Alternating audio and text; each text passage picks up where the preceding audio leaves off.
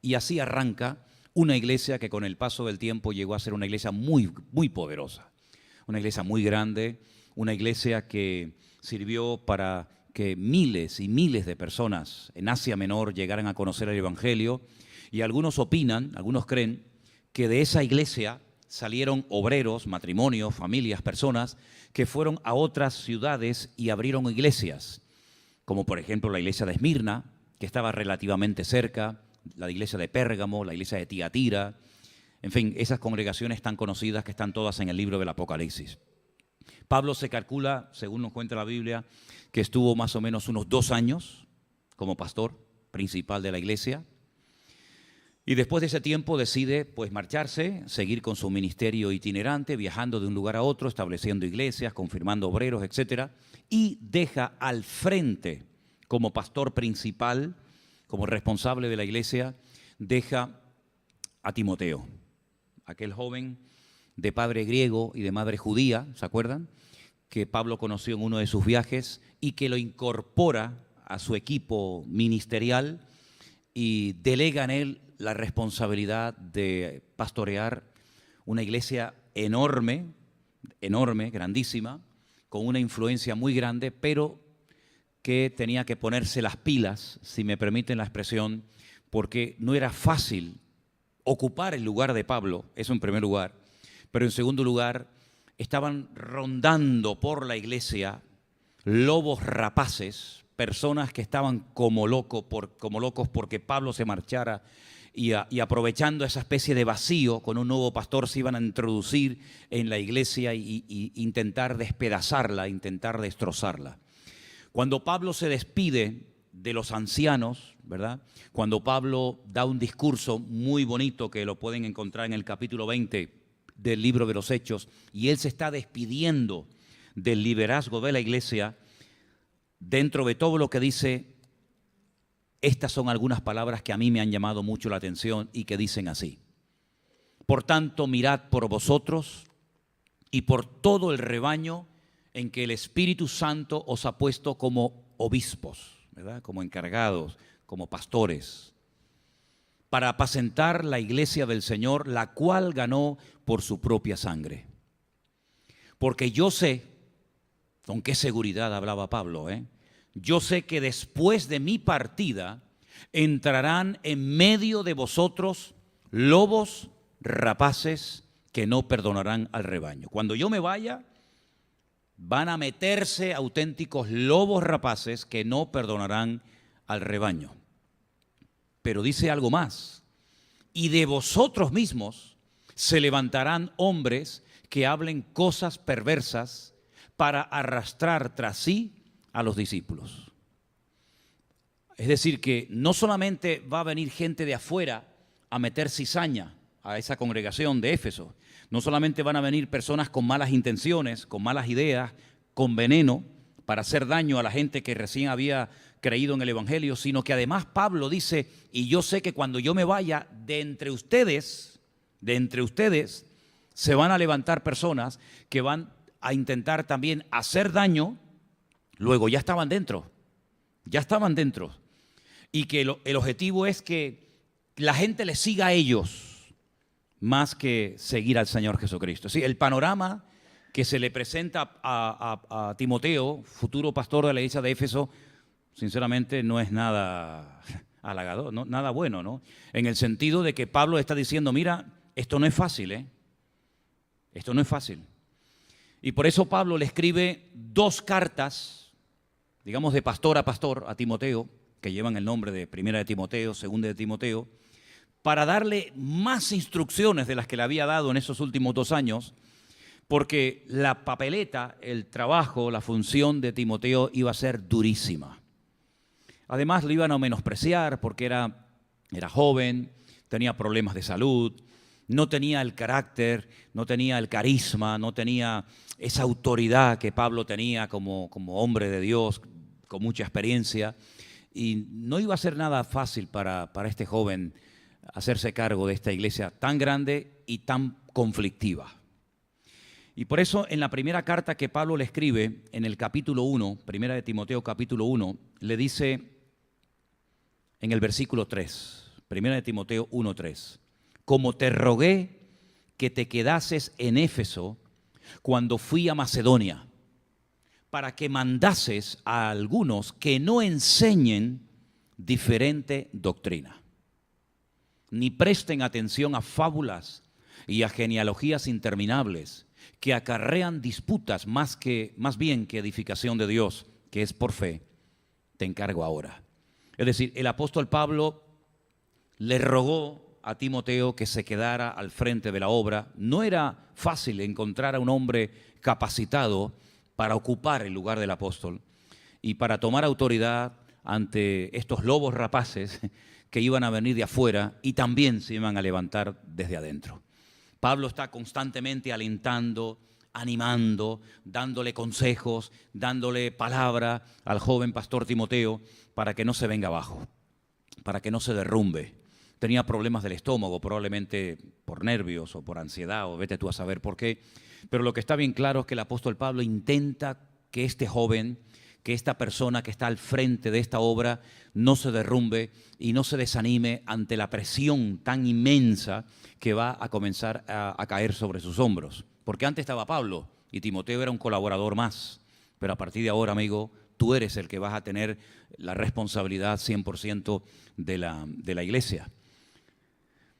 Tarde o temprano el Señor, según el nivel de madurez y según el crecimiento que vea en cada uno de nosotros, va a poner responsabilidades en nuestras vidas. No podemos eludir las responsabilidades. Nos gusta que Dios nos bendiga, nos gusta que Dios nos ministre y nos hable, nos gusta que el Señor nos dé cosas, ¿verdad? Y la mayoría de los cristianos están todo el día pidiéndole cosas al Señor. Si no es un novio, es una novia. Si no es un marido, si no es una esposa, si no es un hijo, y si no es un trabajo, y si no es una cosa, es otra, ¿verdad? Y estamos siempre como expectantes para que Dios nos dé esas cosas que nosotros creemos que necesitamos y que nos gustaría tener. Y no hay nada malo en eso. No hay nada malo en pedir al Señor. De hecho, el Señor dice, pedid, ¿verdad? Pedid y no reciben a veces porque no piden. Todo eso está muy bonito. Pero yo también quiero decirles que llegará el momento, espero, en el que las responsabilidades que Dios ponga sobre tus hombros, pues las cumplas con la responsabilidad y las cumplas con la madurez y las cumplas con el gozo que tienes que tener frente a la presión. Porque la vida cristiana es bonita, la vida cristiana es preciosa, la vida cristiana está llena de privilegios y de grandes cosas y bendiciones de parte del Señor, pero también está claro que en algún momento el Señor te va a enseñar, y espero que no le falles, a trabajar bajo presión. Timoteo nunca había sido criticado como pastor porque nunca había sido pastor, pero a partir de ahora muchos lo iban a cuestionar y muchos lo iban a menospreciar y muchos no le iban a dar el valor que el apóstol Pablo le había dado, ni iban a reconocer su autoridad, y eran experiencias nuevas por las cuales él iba a atravesar. Y a veces parece como que queremos tenerlo todo controlado. Pero si una de las cosas que el Señor nos ha estado enseñando, a unos más y a otros menos, evidentemente, en este tiempo de confinamiento y de pandemia, es que primero de quien tenemos que depender única y exclusivamente es del Señor. Es un disparate cuando hay creyentes que dependen única y exclusivamente de lo que se enseña en un púlpito. Timoteo fue instruido en la palabra y esa palabra a él le iba a servir para filtrar esas falsas enseñanzas que el enemigo, a través de aquellos lobos rapaces, iba a querer introducir en la iglesia. Y llegará el momento en el que nosotros tendremos que tener el conocimiento bíblico suficiente, la experiencia, la madurez y el discernimiento para decir, esto no es de Dios, esté o no esté el pastor, estemos reunidos o estemos confinados. Porque siempre, de alguna manera u otra, la luz va a atraer a los mosquitos. Es que es inevitable. ¿Por dónde entraron estas polillas? ¿Por dónde entraron estos mosquitos? ¿Por dónde entraron estos bichos? Es que la luz los atrae. Las tinieblas no. Pero donde hay luz, los mosquitos inevitablemente son atraídos. Y en una vida bendecida, en una iglesia bendecida, en un ministerio bendecido, en una persona atractiva espiritualmente hablando, tarde o temprano los mosquitos van a acercarse a tu vida. Y el problema no es cuando venga algo que es falso. El problema no está tanto en algo que no es bíblico, porque automáticamente por el tiempo que lleváis en los caminos del Señor, pues rápidamente te vas a dar cuenta de que eso no es de Dios, ¿verdad? Me acuerdo hace muchos años en otra congregación que pastoreamos, llegó una pareja, 2 chicos, y uno de ellos decía que era Jesucristo. Bueno, cuando yo escuché eso me acerqué a él y, en fin, como pastor ya sé lo que tengo que hacer. Y automáticamente le dijo al que venía con él, ¿te das cuenta? Nos siguen echando como hace 2000 años de todas partes. Si alguien entrara esta tarde aquí diciendo que es Jesucristo, un gran profeta o que tiene un mensaje de Dios, automáticamente ya por los años que llevamos y por un poquito de sentido común también, que a veces lamentablemente es el sentido menos común de todo, pero que es bueno también echar mano de él, y por la experiencia y por el conocimiento, pues decimos, esto no es de Dios. Si alguien viene enseñando una verdad, pues le abrimos los brazos, porque nosotros lo que queremos es que el Señor nos hable verdades, aunque duelan, aunque nos sintamos aludidos, pero que vengan todas las verdades de Dios, bienvenidas sean. Amén.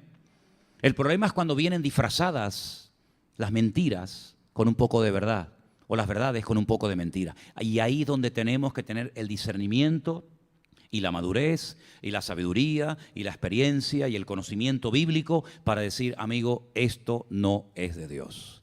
Es increíble, yo cada vez que leo esto me impacta muchísimo el hecho de que Pablo sabía perfectamente que en el momento en el que él se ausentara definitivamente, porque no era un viaje de 15 días, de un mes, que al fin y al cabo regresaría, sino es que se iba. Ya no iba a volver más a pastorear esa congregación. Pablo, ¿cómo sabía que de entre esa congregación, entre esos ancianos, entre esa gente reconocida y conocida dentro de la congregación, se iban a levantar lo que él llamó lobos rapaces que no perdonarán al rebaño? Es como que estaban agazapados, calladitos, ¿verdad? Como que no rompen un plato, pero en el momento en el que Pablo se ausentara de la iglesia, dirían, esta es la nuestra. Y estaban allí, asistían a los cultos, escucharon la predicación de Pablo, fueron pastoreados por Pablo. Y Pablo no era un mal pastor, Pablo no enseñaba locuras, era un hombre de Dios, enseñaba cosas totalmente genuinas de parte del Señor. ¿Cómo esta gente no cambió en ese tiempo? ¿Cómo esa gente estaba esperando el momento y la ocasión para decir, ahora nos hacemos con la responsabilidad de la iglesia y con la enseñanza? Y si ellos iban a comenzar a enseñar cosas raras y extrañas y meter auténtico veneno en la congregación, es porque tenían la libertad de poder subirse a un púlpito, a una plataforma y poder compartir la palabra, que eso no lo puede hacer cualquiera que llegue a una iglesia, ¿me explico? Por lo tanto, Pablo lo que está tratando es de abrirle los ojos a Timoteo para que no sea ingenuo. Porque a veces, queridos hermanos, yo veo que hay creyentes que son muy ingenuos, muy tontorrones. Y piensan que cualquier persona que habla de Dios o cualquier persona que viene con un poquito así de ese rollo místico, ¿verdad? Automáticamente ya, ay, qué bien, qué amor que tiene, ¿verdad? Y tenemos que ser precavidos. Y tenemos que estar con 40 ojos. Porque sabemos que uno de los objetivos del diablo es destruir a su amada iglesia. No lo va a conseguir, pero muchas veces, ¿cuántas veces ha ocurrido que se han metido falsos profetas, falsos maestros, falsos siervos de Dios en las congregaciones y han hecho un daño terrible, en algunos casos irreparable? Y esto me da pie para decirles que en este tiempo en el que yo he estado fuera, aunque por lo visto el domingo otra vez volvió a suceder, pero yo no me di cuenta. Y por eso les doy esta advertencia para que estén atentos, para que no vuelva a ocurrir nunca más eso aquí en esta iglesia. Hay una persona que durante 2 domingos se ha dedicado a acercarse a la gente a orar por la gente, a imponerle las manos. Evidentemente esa persona no es de nuestra congregación, porque en nuestra congregación no nos movemos de esa manera. El venir a una congregación de visita, a imponer manos, lo cual es muy delicado. Yo no me dejo imponer las manos prácticamente por nadie. Y ustedes tienen que aprender de eso también, ¿no?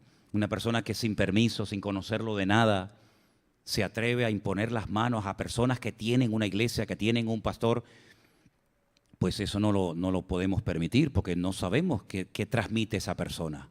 No sabemos con qué intenciones viene. Si tiene una iglesia, ¿por qué no lo hace en su iglesia? A lo mejor tampoco lo dejan allí. Entonces, si a partir de ahora, en cualquier culto, ustedes ven a una persona que no es de la congregación, que no es de la iglesia, que se dedica a ir por los rincones, ahí, hermana, voy a orar por usted, hermano, voy a orar por sus piernas, hermano, voy a orar por su enfermedad. Y dice, no, discúlpeme, yo no sé quién es usted, yo no lo conozco de nada, aquí tenemos un pastor, aquí nos movemos en un orden y discúlpeme, usted está totalmente fuera de orden. Entonces, estas cosas ocurren a veces y no nos damos cuenta, ¿verdad? Porque a veces estamos con el jaleo de atender a uno, de hablar con este, de hablar con aquel. Pero ya el apóstol Pablo lo advirtió hace 2000 años. Cuidado porque o vienen de afuera o se levantan de adentro lobos rapaces que actúan por su cuenta, que no se someten a nadie porque nunca lo han hecho y probablemente nunca lo harán, y que al final lo que dejan es nada. Porque Dios se mueve en el orden y las personas que no se mueven en el orden es porque no han aprendido ni lo básico ni lo elemental del Evangelio. Mire, el mismo Señor Jesucristo, miren de quién estoy hablando, el mismísimo Señor Jesucristo dijo, yo no hago nada, ni digo nada que mi Padre no me dé permiso para hacerlo. Sometido 100% al Padre. No actuaba por su propia cuenta, sometido 100% a la voluntad del Padre. Y era el Hijo de Dios, cuanto más nosotros necesitamos someternos a lo que Dios dice que tenemos que someternos. Amén, hermanos. Porque además, en esta misma carta hay una advertencia, y permítame recordarles, es una obviedad, pero permítame recordarles que lo que yo voy a leer a continuación se escribió hace 2000 años. Ay, si Pablo levantara la cabeza hoy en día y viera cómo están algunas congregaciones por ahí por el mundo, ¿no? En el capítulo 4 de la misma carta de Pablo a Timoteo, en el versículo 1, escuchen esto es tremendo. Pero el Espíritu dice claramente, si no hay duda, que en los postreros días, en los tiempos finales, algunos apostatarán, se apartarán de la fe. Y ahora dice algo tremendo, escuchando a espíritus engañadores y a doctrinas de demonios. Vamos a pararnos un momento ahí. El Espíritu dice claramente a la iglesia, el Espíritu no habla a la calle, el Espíritu no habla a los inconversos, el Espíritu Santo habla a la iglesia. No dice la Biblia, el que tiene oídos para oír, ¿qué dice? Oiga, ¿qué? Lo que el Espíritu dice a la iglesia. Pues en esa iglesia de Éfeso, que vuelve a aparecer en Apocalipsis capítulo 2, Pablo dice que el Espíritu Santo habló clarísimamente a la iglesia, a la congregación, de que en los postreros días, ahora, evidentemente en el siglo I se vivía con la expectativa de que Cristo podía venir en cualquier momento, ¿sí o no? Pablo habla de nosotros que vivimos, que habremos quedado, ¿verdad? Pero lo que está bien claro es que desde que Pablo escribió esta carta hasta nosotros hoy en día han pasado 2000 años. Luego, si ellos consideraban en el siglo I que estaban en los últimos tiempos y vivían con esa expectativa, imagínense nosotros hoy en día. ¿Quién está más cerca de los últimos tiempos? ¿Los cristianos que recibieron esta carta de puño y letra de Pablo o nosotros hoy en día? Es una obviedad, es lógico. Si en el siglo I se consideraba que el Mesías podía venir otra vez en cualquier momento, hasta el punto que se saludaban con aquello de Maranata, Cristo viene, pues tú imagínate, 21 siglos después, si no somos nosotros esa generación de creyentes que formamos parte de los postreros días de los últimos tiempos. Evidentemente. ¿Cuántas generaciones de creyentes quedan por venir? No lo sé, pero puedo asegurar que en este momento la más cerca, la generación más cerca de cristianos, la iglesia más cerca del retorno de Cristo, de toda la historia de la humanidad, somos nosotros. Yo no sé cuánto nos queda de vida, si vamos a vivir 70. Me llama la atención ese pastor, de verdad que Dios lo bendiga y le dé fuerzas, porque ser pastor con 92 o 93 años, de verdad que es para levantarle un monumento. ¿Sí o no? 93 años ya es para estar ya tranquilo, pero se ve que este hermano, como también hay por ahí una hermana que nos escribe de no sé qué país, no me acuerdo, que también su pastor tiene 80 y tantos años. Es una maravilla. poder llegar a esas edades todavía sirviendo al Señor y con fuerza y predicando el Evangelio, ¿verdad? Yo no sé cuánto tiempo nos puede quedar de vida. Yo no sé si quedan todavía. ¿Ustedes creen sinceramente aquí entre nosotros, ahora que no nos oye nadie, que quedan 2000 años más para la venida de Cristo? ¿Otros 2000 años más? Es que no hay ni un cristiano en el mundo. Mira que hay iglesias y denominaciones y grupos y tú pregúntale a cualquier cristiano hoy en día, me da igual de la congregación, me da igual de la denominación a la que pertenezca, hay un sentir de que Cristo está pronto a venir. Hay un sentir, hay como, oye, esto no va a durar mucho, esto va a reventar en cualquier momento, los tiempos se acortan. Es que hay ese sentir. Claro, algunos dirán, pero bueno, eso también lo sintieron muchos hermanos en la Segunda Guerra Mundial y en la Edad Media, sí, ya. Pero lo que está bien claro es que no era su momento. Lo que nosotros estamos viendo hoy en día no se ha visto nunca. Maldad, prostitución, homosexualidad, robo, asesinato, siempre ha habido, evidentemente, desde el jardín del Edén. Pero en la magnitud, con el descaro, las características de nuestra generación son únicas, queridos hermanos. Hoy en día, todo lo que dice la palabra de Dios que tiene que cumplirse existe y en cualquier momento puede el Señor decir ahora, así de claro, ¿verdad? Si aquella gente en aquellos tiempos vivían con esa expectativa y vivían con ese temor, con ese discernimiento de decir, cuidado que se nos puede levantar aquí un lobo y nos viene a envenenar la iglesia, o cuidado que nos viene uno de la calle, ¿cuánto más nosotros hoy en día? Gente que se aparta de los caminos del Señor, que abandona la fe, gente que escucha, sí, pero ¿a quién escucha? ¿A quién? Dice ahí, espíritus engañadores. ¿Y esos quiénes son? Demonios, mijo. Demonios. Cantidad de creyentes que te escriben todos los días con unas cosas tan raras. Porque mira que sueñan algunos, yo digo, algunos o están todo el día durmiendo o no duermen nunca, porque para soñar creo que se sueña con los ojos cerrados, ¿no? Si no sería una visión. Y venga sueño, y otro sueño, y más sueño, y venga sueño. Ahora la Biblia no la toca ni por el forro. Doctrinas, más claro agua. ¿De qué? De demonios. Versículo 2. Por la hipocresía de mentirosos. Y a veces, oye, qué fuerte, qué duro habla este hombre. Pues este ni te cuento. Que llama a algunos de la iglesia lobos rapaces, el otro lo llamaba generación de víbora, este dice mentirosos, madre mía, no veas cómo eran esos también predicando, Teniendo la conciencia cauterizada, eso es un término que se conocía muy bien en la época, porque evidentemente los avances en la medicina que hay hoy en día no existían en la época del apóstol Pablo, ni siquiera la penicilina para parar, ¿verdad? ¿Cómo se llama? Las infecciones, ¿no? Entonces, ¿cómo se hacía cuando una persona tenía una herida de espada o se clavaba algo y para no infectar? Bueno, pues ponían una espada al rojo vivo. ¿Alguien se atreve? Hacemos un día la prueba a ver qué se siente, Y le ponían la espada encima de la herida y pues, eso tenía un dolor terrible, ¿no? Si a veces nos quemamos con una tontería, tú imagínate, ¿no? Y le cauterizaban la herida, le dejaban un costrón que eso ya no sentía nada, ¿no? Pues Pablo dice que en los últimos tiempos alguna gente, y yo veo que esto está al orden del día, tendrán cauterizada la conciencia. Ni sienten ni padecen. Y el ser humano ha llegado a cometer y a hacer actos peor que animales. Hay animales que no hacen lo que el ser humano ha hecho y sigue haciendo. Yo sé que hay una alarma mundial por el COVID, ¿no? Madre mía, cuánta gente está cayendo, cuánta gente está enferma, cuánta gente tal. ¿Saben cuántos abortos se produjeron el año pasado en el mundo? 12.800.000. 12.800.000 posibles seres humanos, abogados, arquitectos, predicadores, hombres de Dios, premios Nobel, capaz que mataron al que podía inventar la vacuna contra el cáncer, capaz que inventaron, sabe Dios, ¿verdad? 12 millones y pico de criaturas en el cubo de la basura. ¿Y eso quién los está matando? Porque eso es un asesinato. ¿Quién los tira al cubo de la basura? ¿Quién decide que hay que eliminarlos porque molestan? ¿El ser humano?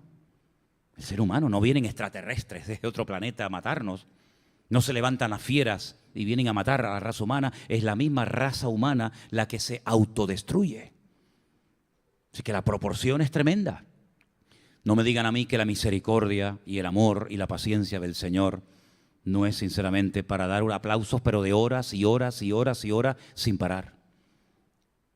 Muchas veces me dice, ¿cómo Dios ha hecho esto y cómo Dios ha hecho lo otro? Lo vuelvo a decir por enésima vez.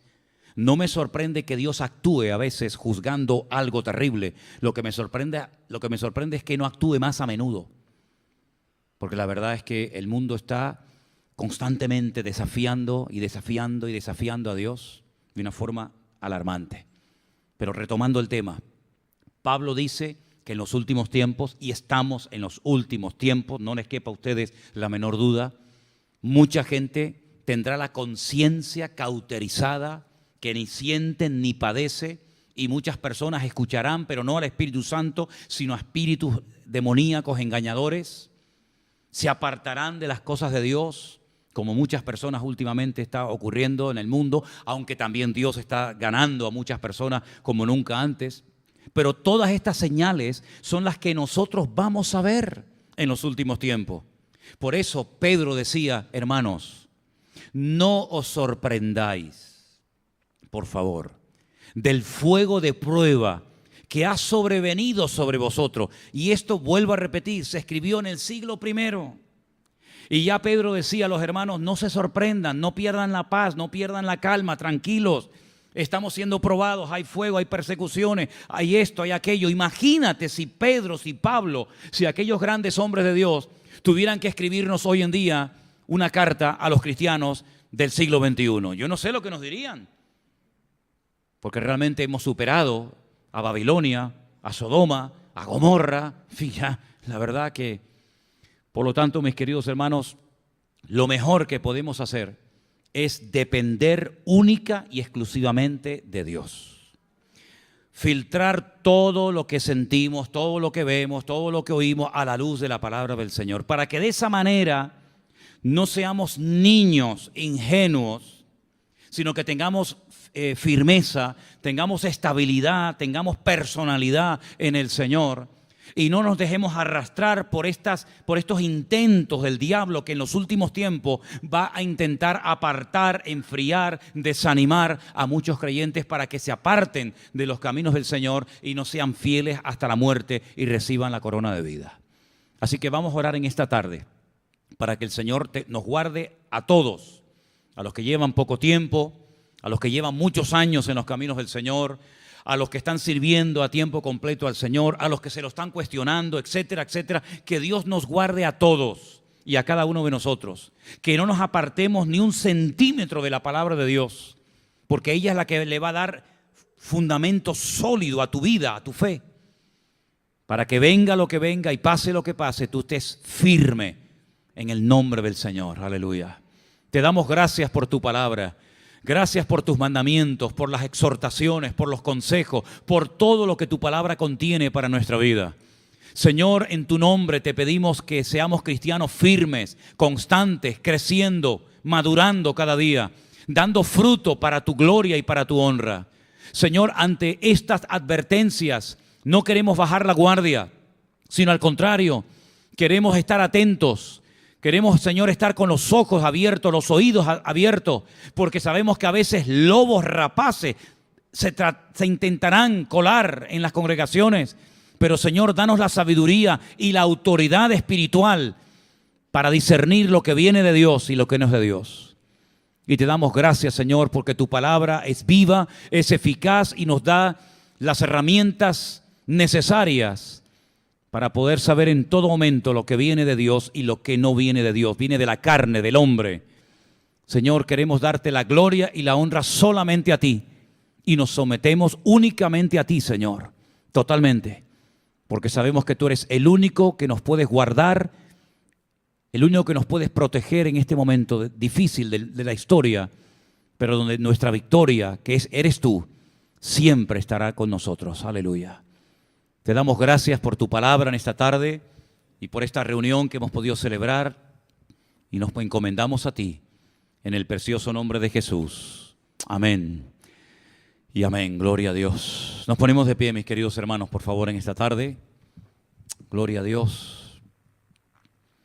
Vamos a prepararnos para recoger la ofrenda y quisiera pedirle a Marcela Si nos puedes ayudar, Yolanda también, pasen adelante, por favor. Oren por estas dos actividades especiales que vamos a tener mañana viernes y el domingo. Ya las comenté al principio del culto. Pido por favor que estén orando por todos los hermanos que se están acercando al Señor en los últimos tiempos y que están formando parte de esta iglesia virtual que Dios no para de usar y de bendecir. Que Dios fortalezca a todas las personas que se están convirtiendo, entrando al Evangelio por primera vez en su vida. Que Dios nos guarde y nos ayude y que nuestra vida sea una luz, un luminar, un testimonio, cuidando siempre nuestro testimonio delante de Dios y también delante de los hombres. Vamos a orar al Señor. Nuestra hermana Yolanda, por favor, nos diriges en oración. Oramos.